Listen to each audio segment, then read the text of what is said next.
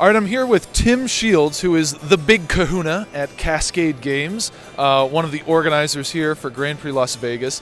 Tim, this is a historic Grand Prix, just giganto numbers of participants. What special challenges does it involve to put on a Grand Prix of this size and magnitude? Well, this Grand Prix is really unprecedented in size, right?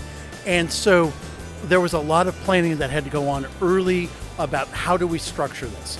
And very early on, we made the decision that since we were going to come at least 8,000 players, that we needed to divide the event into two parts. So you can't actually see this because the air wall is still up. But tomorrow, we have an air wall that comes down and we have seating for another 5,000 people in this room. Yeah, because that's not big enough already.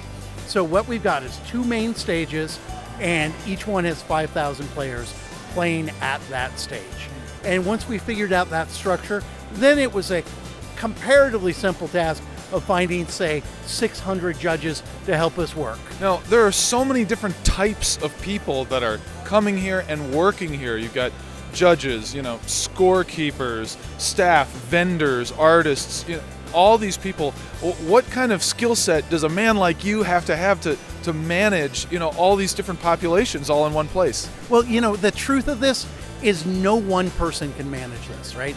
The event's run by a team between Channel Fireball and Cascade Games, and what we have to do is communicate a lot and just keep things moving forward. But it's all about coordination, and it's all about coordination and trying to keep everybody on the same page because there's so many moving parts.